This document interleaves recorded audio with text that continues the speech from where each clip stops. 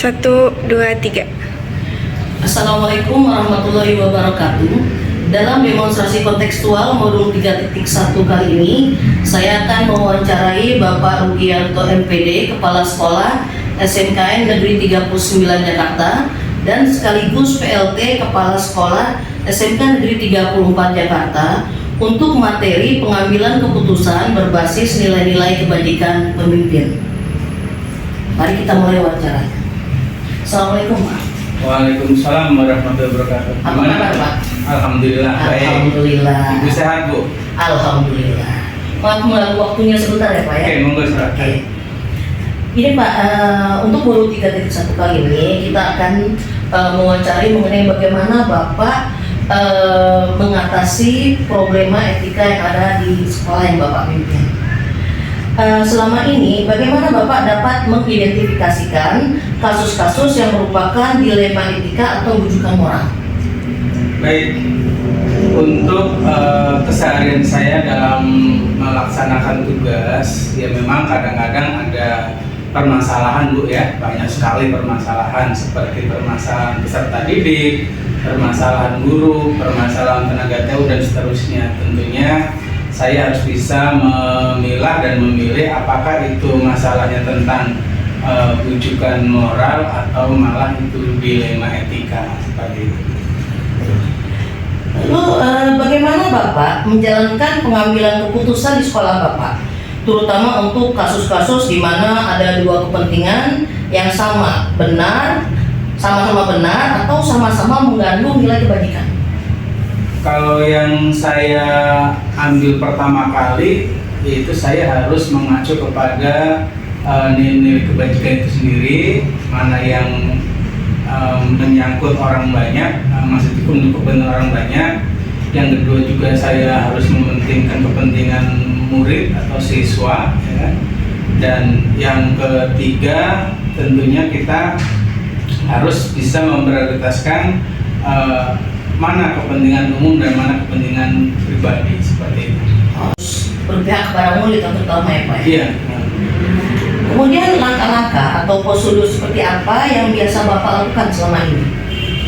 Pertama, saya mesti harus paham dulu permasalahannya apa, ya. Terus setelah paham permasalahannya, selanjutnya saya akan membuat semacam prioritas. Ini masalah ini sangat penting untuk secepatnya diselesaikan atau masalah yang biasa-biasa saja tentunya berbeda, Bu. Jadi kalau masalahnya itu urgen harus secepatnya diselesaikan, maka yang pertama saya harus melakukan semacam identifikasi masalah dulu. Ini masalahnya tentang apa? Apakah masalahnya tentang pribadi seseorang atau ada hubungannya dengan kelompok lain sehingga harus secepatnya diselesaikan gitu kan. Jadi diidentifikasi masalahnya satu persatu. Terus saya harus pikirkan untuk tentang nilai-nilai kebajikannya ke arah mana gitu kan. Selanjutnya ya mungkin akan ditentukan menggunakan tadi Bu yang 3 prinsip tadi kan ya. Yang pertama yaitu mengutamakan nilai kebajikan, yang kedua berpusat kepada murid, terus yang ketiga bertanggung jawab. Iya, bisa dipertanggungjawabkan hasil yang diputuskan. Kadang-kadang juga saya meminta kepada tim manajemen untuk bisa urun rembuk juga sih Bu, misalnya untuk musyawarah, untuk mufakat, misalnya untuk masalah-masalah siswa, murid ya kan, tentang kenaikan kelas segala macam ya. Memang saya bisa memutuskan sendiri, tapi alangkah lebih baiknya kalau misalnya saya juga minta pendapat dari para wakil atau tim manajemen yang lain. Intinya untuk memastikan bahwa keputusan itu harus bisa dipertanggungjawabkan, tidak merugikan kedua belah pihak. Saja yang Bapak anggap selama ini efektif dalam mengambil keputusan pada kasus-kasus dilema etika? Hal-hal yang harus saya pikirkan yang tadi Bu, masalah tentang harus mengutamakan nilai-nilai kebaikan, nilai kebajikan gitu kan, karena semuanya pasti akan mengarah ke sana gitu kan. Nilai kebajikan serta makan, jangan sampai akhirnya salah satu dari peserta didik atau dari aktor guru saling dirugikan. Jadi harus mengacu kepada nilai-nilai kebaikan. Ya, biar win-win solution ya Pak ya. Betul. Selama ini tantangan apa yang Bapak temukan dalam mengambil keputusan pada kasus-kasus dilema etika? Ya, tantangannya sih lumayan cukup kompleks ya Bu ya. Masalahnya kan membandingkan dua kepentingan ya. Misalnya ada siswa yang dalam segi ekonomi tidak bisa untuk melanjutkan, tapi di sisi lain dia juga ingin melanjutkan, atau misalnya tentang terjadinya kasus-kasus tawuran atau apa segala macam. Ya tantangannya ya saya inginnya tetap mempertahankan bahwa anak itu harus tetap sekolah, harus sampai selesai gitu kan. Walaupun banyak guru yang menentang bahwa ini anak sudah seperti ini kok masih dipertahankan segala macam. Tapi kan saya memikirkan jangka panjangnya ya, bahwa ini anak kalau misalnya putus di tengah jalan seperti itu, masa depannya akan seperti apa gitu kan. Itu tantangannya. Jadi saya harus mempertahankan tentang kepentingan siswa, tapi di sisi lain banyak teman-teman guru atau apa segala macam mencemooh gitu kan, gitu katanya orang sudah nggak bisa dipertahankan masih dipertahankan untuk masih tetap sekolah segala macam. Karena ya tadi saya mikirnya ini masih usia sekolah, masih wajib belajar 12 tahun dan seterusnya gitu kan. Kalau misalnya ada sedikit kesalahan ya kan, namanya anak usia segitu masih banyak salahnya atau apa segala macam, ya saya anggap sih lumrah. Jadi tugas kita kan untuk membina, membimbing gitu kan. Jadi tidak fatal kalau nanti yang jadi masalah itu tadi Bu. Jadi saya bertahan untuk pihak anak itu tetap sekolah, tapi dari pihak lain, guru-guru lain mencemooh gitu kan, kok dipertahankan udah seperti itu gitu kan. Jadi dalam setiap keputusan ada aja pihak yang tidak banyak Bu, tidak setuju yang ya Pak, kontra tidak sepaham banyak. ya Pak ya. Tapi setelah saya jelaskan maksud dan tujuannya bahwa ini suatu kesempatan untuk anak untuk bisa tetap berlanjut, masih tetap bisa bersekolah segala macam, yang nanti suatu saat bisa mengangkat derajat hidup keluarganya, orang tuanya segala macam, kan tumpuannya di anak. Kalau misalnya nggak kita pertahankan, ngikutin maunya teman-teman guru yang pada saat itu lagi kecewa, ya nanti nggak karuan gitu kan. Berarti yang kepentingan buat si siswa tersebut ya. Kemudian pada saat menyelesaikan sebuah kasus, apakah Bapak memiliki jadwal tertentu atau apakah langsung menyelesaikan di tempat atau memiliki jadwal untuk menyelesaikan atau dalam bentuk seperti apa gitu?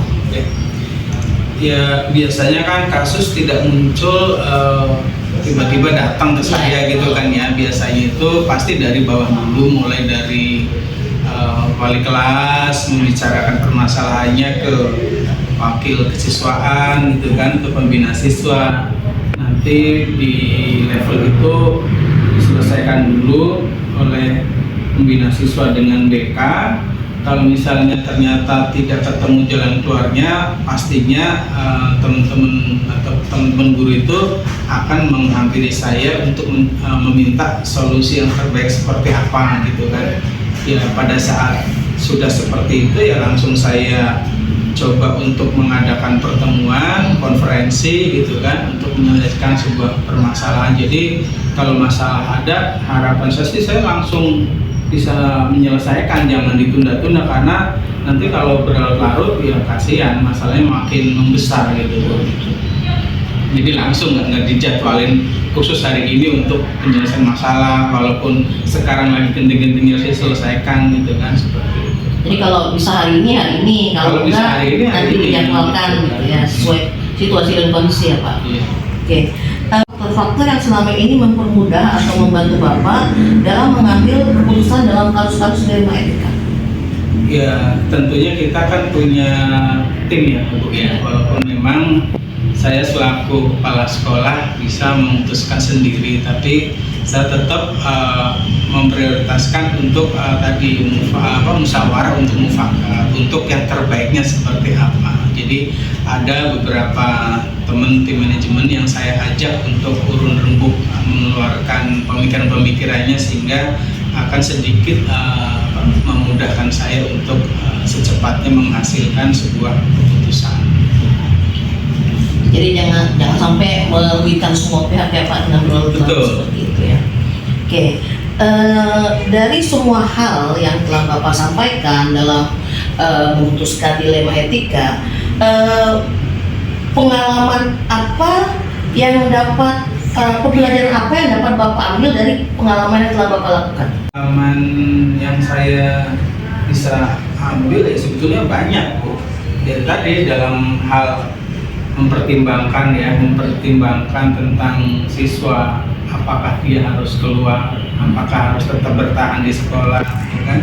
Tentang siswa, apakah dia harus naik kelas atau dia harus tinggal kelas, tentunya semuanya butuh pemikiran yang lumayan berat gitu kan, apalagi tentang kasus siswa yang tadi harus keluar apa tetap bersekolah gitu kan, karena masalahnya kompleks. Karena satu, ada faktor-faktor lain ya, seperti kemampuan orang tua, terus faktor-faktor misalnya dari sisi kepolisian apa segala macam gitu kan, namanya ini STM itu ya. Kadang-kadang anak tawuran di luar gitu kan, terus terjadi pencarian orang oleh pihak polisi, padahal belum tentu anak itu yang bersalah atau segala macam, tapi tanggapan daripada masyarakat kan udah negatif saja gitu kan, apalagi dari guru-guru juga suka memblototi ke situ, katanya ini harus keluar segala macam. Saya pikir ya jangan dulu lah, harus kita pelajari dulu separah apa masalahnya gitu kan, kalau bisa anak itu harus tetap bersekolah di sini gitu kan, seperti itu. Dari pengalaman tersebut, pembelajaran apa yang telah Bapak dapatkan? Pembelajaran yang saya dapatkan ya intinya ingin berbuat baik kepada orang lain kalau masih bisa ditolong gitu kan. Seperti itu sih Bu, untuk memperbaiki kondisi-kondisi yang selama ini sudah mulai nggak bagus, jadi ingin menjadi lebih terarah lagi untuk khususnya anak-anak saya ya, maksudnya peserta didik saya gitu kan, biar kedepannya itu masa depannya itu bisa diharapkan gitu. Ya, pokoknya keputusannya jangan sampai merugikan anak ya Pak ya. Iya, betul. Merugikan anak dan harus sesuai dengan nilai kebajikan dan dapat dipertanggungjawabkan. Betul. Yanto, atas pengalaman yang telah Bapak share kepada kami semua, semoga bermanfaat buat kita semua. Terima kasih banyak. Assalamualaikum warahmatullahi wabarakatuh. Waalaikumsalam warahmatullahi wabarakatuh. Oke, demikianlah wawancara kali ini dengan Bapak Rugianto. Terima kasih. Assalamualaikum warahmatullahi wabarakatuh.